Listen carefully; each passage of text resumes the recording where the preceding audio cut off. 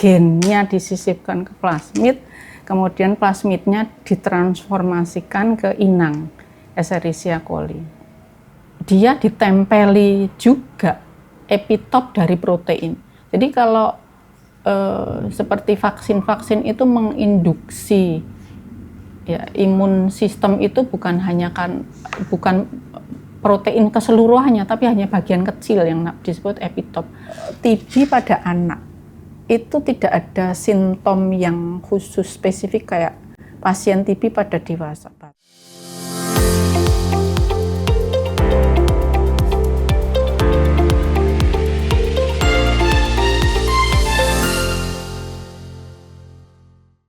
Halo teman UB, jumpa lagi di Bonsai on Podcast, tentunya podcast inspiratif yang akan menemani teman UB dalam menjelajahi lebih lanjut tentang Kampus Biru, Kampus Perjuangan Universitas Brawijaya.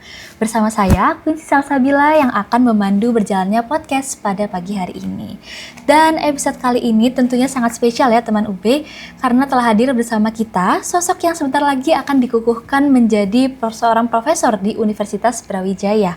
Untuk itu, mari kita berkenalan lebih lanjut dengan Dr. Rerum Naturalium, Dr. Anda Tri Yudani Mardining Riris, Master of Applied Science dari Fakultas Kedokteran Universitas Brawijaya. Selamat datang Prof, bagaimana kabarnya hari ini? Alhamdulillah sehat. Alhamdulillah sehat, baik ya Prof ya. Karena tentunya sudah sangat siap untuk sharing-sharing sama teman UB nih. Dan harapannya teman UB juga dalam kondisi baik ya, karena sesaat lagi kita akan mengupas lebih lanjut tentang pidato pengukuhan profesor dalam bidang biokimia biomolekuler yang berjudul AG38 Model Protein Rekombinan Fungsi Ganda, Aplikasi pada Diagnostik dan Vaksin. Baik Prof, sebelum kita masuk ke pembahasan ilmiah, tentu momen pengukuhan profesor ini menjadi momen yang sangat penting dan berkesan ya Prof ya. Tuh. Nah, bagaimana perasaannya Prof menjelang pengukuhan sebagai profesor di Universitas Brawijaya Prof? Apakah lebih banyak rasa haru, bangga, atau justru ada sedikit rasa tegang? Sebetulnya kalau profesor itu ya biasa saja ya dari seperti seseorang sudah belajar atau mengerjakan S3 mendapatkan gelar doktor gitu. Jadi yang lebih mungkin yang mengesankan itu justru nanti setelah profesor itu loh gitu ya, karena itu merupakan amanah. Jadi bagaimana sumbangsih kita gitu terhadap UB utamanya dan umat secara keseluruhannya, karena profesor kan jabatan tertinggi. Nah itu yang mungkin harus menjadi concern saya. Ya. Karena dari sebelum dikukuhkan sampai nanti setelah dikukuhkan juga tentunya penuh proses dan perjuangan ya Prof ya. Banyak teman-teman kok yang membantu, kolega di kampus itu sangat membantu Ya. Alhamdulillah. Baik, dari judul pidato pengukuhan yang akan disampaikan nanti saja sudah sangat menarik ya Prof ya. Mungkin sebelumnya boleh dijelaskan terlebih dahulu kepada teman UB, kira-kira apa yang melatar belakangi Prof dari pemilihan topik AG38 sebagai model protein rekombinan fungsi ganda ini? Iya, saya meneliti protein ini sudah sejak 2009.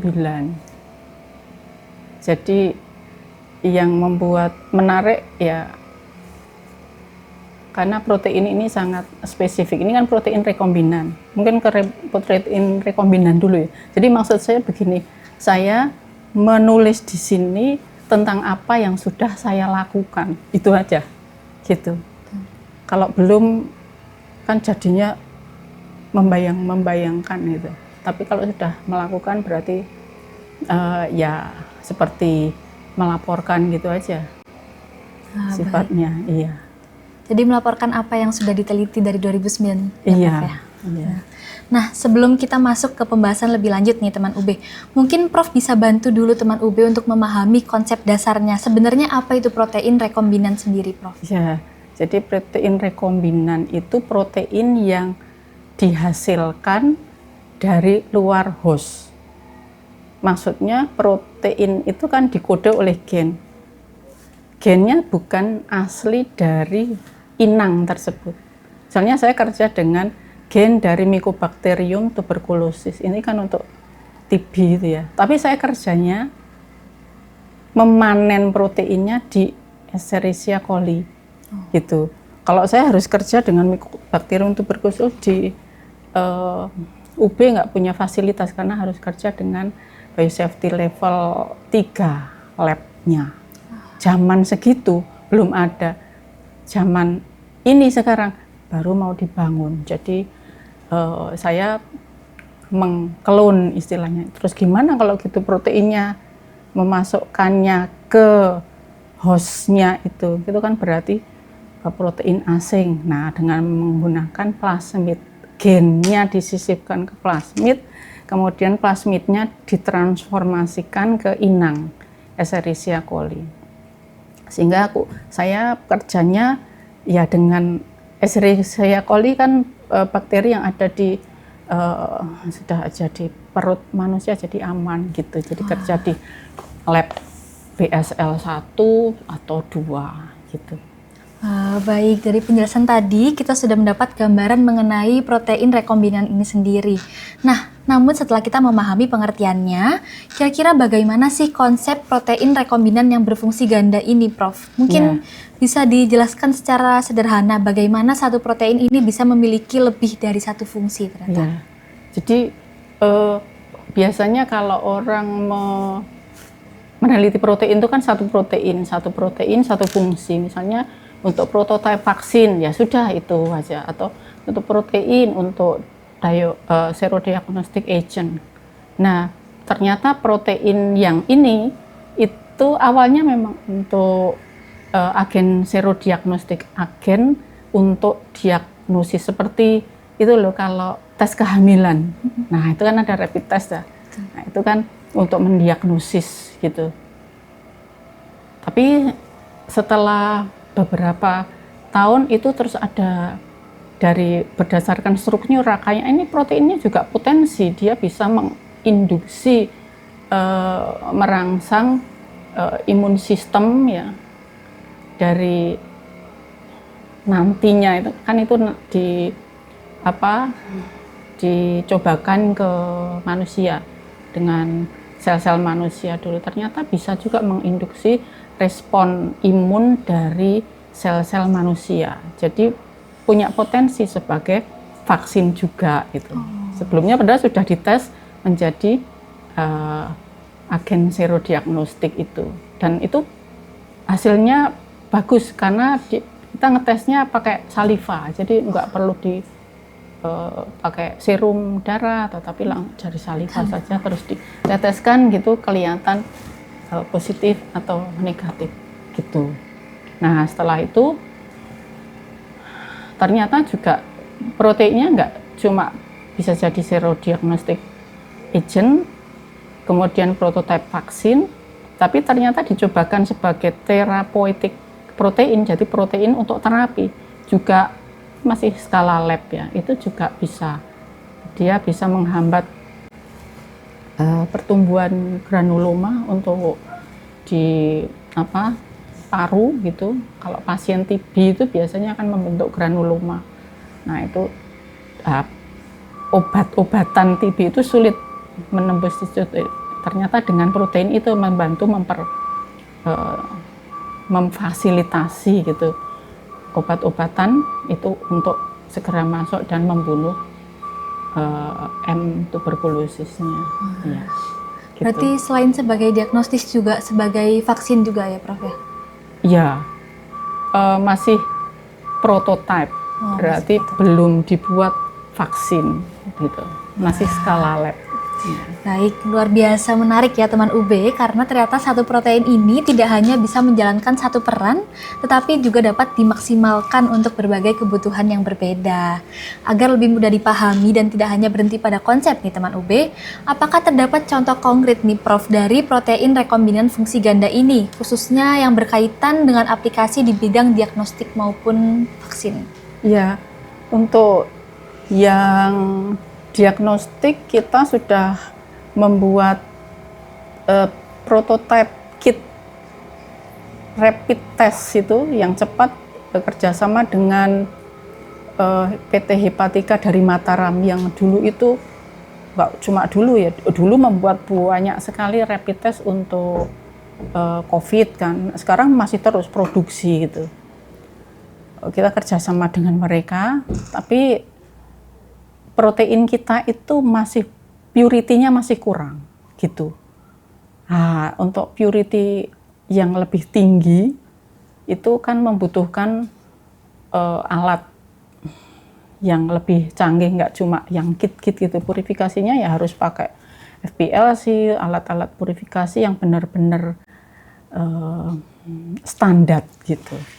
Nah itu nanti mungkin akan dilanjutkan ya, yang benar-benar ke realisasinya yang sudah skala pabrik itu harus kerjasama dengan perusahaan gitu. Yang terakhir itu juga dicobakan di TB meningitis, tahu ya Mbak ya? Ya. Yang di otak. Ya. Nah itu juga pakai sampel pasien, gitu. Jadi tim yang AG38 itu mulai dari membuat konstruknya, jadi gennya, sampai sudah purifikasi, kemudian diujikan di saliva orang dewasa, saliva anak, kemudian diujikan di TB meningitis, pasien TB meningitis gitu.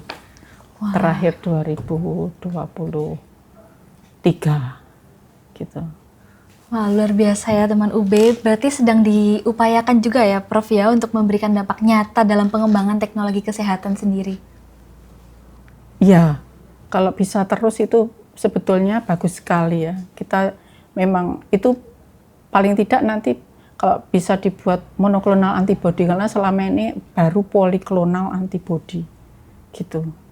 Kalau kan berarti spesifitasnya lebih tinggi kalau buat monoklonal antibody gitu.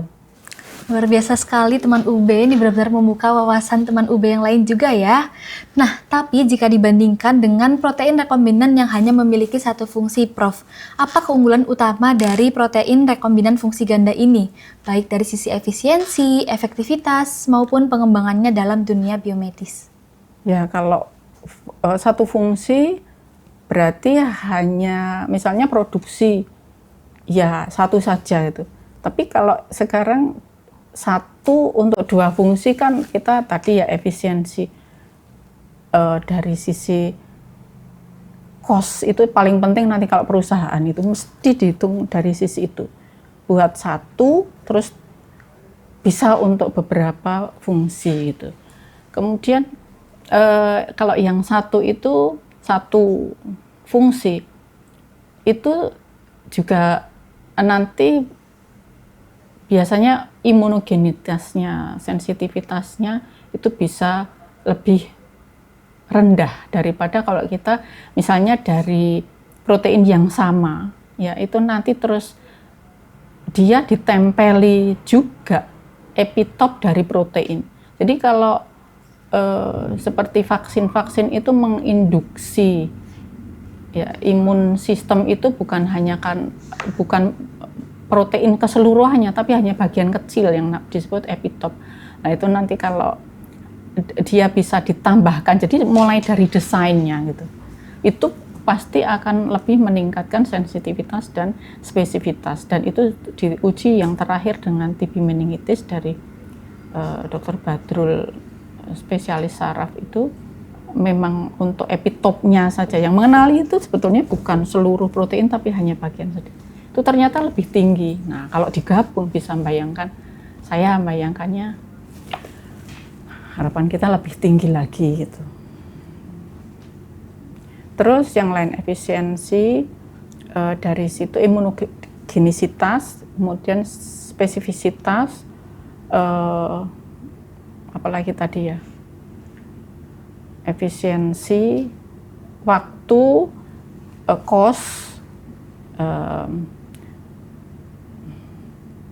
sudah saya kira ya. Kalau yang penting kalau vaksin itu kan mesti untuk vaksin itu yang paling penting dia bagaimana dia menstimulir sel-sel imun untuk untuk membunuh patogen ya, dan juga untuk proteksi. Ya, jadi proteksi dari, makanya berarti kalau kita buat model atau orang divaksin saja itu belum tentu proof kalau vaksinnya bagus. Mesti harus ada penyakit dulu, ternyata dia bisa bertahan. Nah, itu namanya proteksi kan. Nah, itu. Nah, dari sisi proteksi itu biasanya kalau dia satu single, itu tadi protein rekombinan itu kan satu bagian saja dari bakterinya, bukan bakteri dilemahkan, itu namanya attenuated vaksin. Tapi itu hanya satu bagian, seperti COVID misalnya, spike-nya saja. Nah, ini satu bagian dari protein. Nah, itu kan tentu saja lebih lemah gitu. Tapi kalau kita sudah menambahkan bagiannya dia sendiri tapi dibarengkan itu, sehingga bisa menambah kekuatan dari vaksin tersebut atau menambah sensitivitas dan spesifitas dari protein tersebut gitu, protein rekombinan gitu. Berarti sedang diupayakan pengoptimalan lebih dari Betul. protein fungsi ganda ini ya. Iya. Kira-kira mungkin bisa digambarkan sedikit Prof, rencana untuk pengupayaan lebih lanjut ke depannya kira-kira? Ya, jadi menyelesaikan untuk diagnostik kitnya gitu. Karena kalau TB pada anak itu tidak ada simptom yang khusus spesifik kayak pasien TB pada dewasa, batuk 2 minggu, batuk campur dengan darah, ada night sweat, keringat waktu malam. Anak itu enggak, ya tetap saja berlari-lari gitu. Kadang-kadang hanya mungkin penurunan berat badan, sumar-sumar, panas sebentar, tapi enggak spesifik. Dan bakterinya tuh cuma sedikit ada di dalam parunya, makanya nggak bisa dikultur, dan anak nggak batuk. Nah, kalau TB dewasa, terus gimana caranya tahu ini anaknya TB apa enggak? Nah, kalau tadi bisa dari salivanya anak saja, itu bisa terdeteksi. Anak mau divaksin, disuntik sudah lari-lari, coba anak SD itu. Tapi kalau saliva kan, coba minta salivanya, air liurnya sedikit, mereka nanti ada nganunya, kan tidak invasif gitu tuh maksudnya itu. Dan dari hepatika kan sebetulnya sudah siap ya untuk bekerja sama dalam membuat dalam jumlah banyak, tapi ya itu memang harus monoklonal antibody gitu. Mereka sudah biasa membuat sampai sehari itu bisa 1000 gitu. Iya. Jadi kalau bisa dikembangkan itu pastinya bagus sangat sekali. Bagus ya. Iya. Itu kan untuk UB gitu. Karena sampai sekarang TB kan masih ranking berapa ya? Penyakit infeksi ranking 2. Di Indonesia. Iya. Apalagi pada anak ya itu tadi nggak spesifik gejalanya itu. Betul. Gitu. Betul, baik, luar biasa, sangat amat menarik ya teman UB. Dari penjelasan tadi kita dapat melihat bahwa pengembangan protein rekombinan fungsi ganda ini, khususnya AG38, memiliki potensi yang sangat besar dalam mendukung kemajuan bidang biokimia biomolekuler ya Prof ya. Terutama dalam pengembangan diagnostik dan vaksin. Terima kasih banyak ya Prof atas penjelasan yang telah disampaikan. Sama-sama. Pada hari ini, sangat amat berbobot. Sama-sama. Dan semoga apa yang dibagikan hari ini dapat menambah wawasan dan inspirasi bagi teman UB semua. Jangan lupa like, komen, dan subscribe ya teman UB, dan sampai jumpa di episode Bonsai on Podcast selanjutnya.